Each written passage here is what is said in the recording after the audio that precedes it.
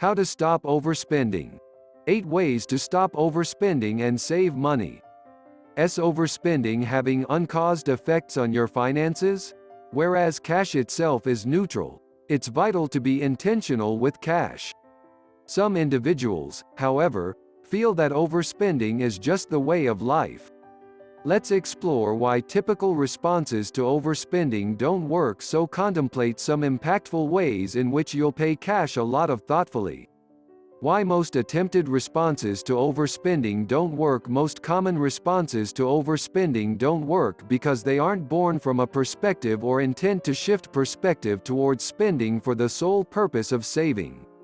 Most solutions contain great content but don't include the real outcome of what you should be aiming for, i.e., increased level of discipline and control, which could be as a result of increased clarity about your level of spending and non-discretionary income.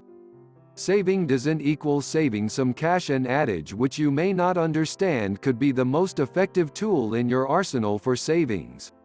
Saving money can take on a lot of forms: physical, mental, intellectual, emotional, and spiritual.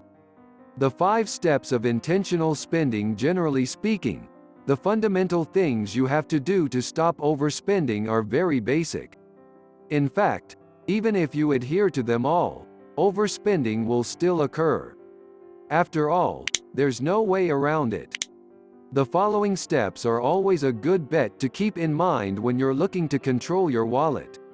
Write down your spending each month. The problem with overspending is that it's difficult to pinpoint where you're overspending. As a result, you may spend money unnecessarily on things you want but don't necessarily need. By writing down how much you're spending, you'll also have a better idea of whether or not you've been productive. Compare your purchases to your budget and shopping list. Only then can you figure out where your spending needs to be reduced. Pay off your debt faster. Strategies for intentional spending. Stop spending money on things you don't need. Consciously reduce the number of times you purchase items you're not going to use. For example, if you're not going to use a good deal of clothing you see, let a budget retailer know. Ask them if they can mark it down to a significantly reduced cost. Maybe even give you a discount coupon for buying multiple items. This will mean that you can still get a good deal on the items you're purchasing while staying within your budget. It also protects you from getting a serious credit score drop because you just paid a lot more for items you were going to dispose of anyway. The importance of financial literacy. It's never too late to start financial literacy. Since independence is a reality which will come to everyone at some point, it's wise to be knowledgeable regarding finance and know what's best to do for your personal finance.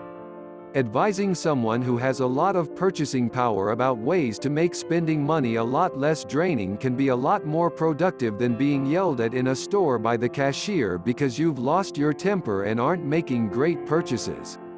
Discovering all the best places to buy things. In case you're in a tricky spot, it's beneficial to seek the counsel of a financial advisor.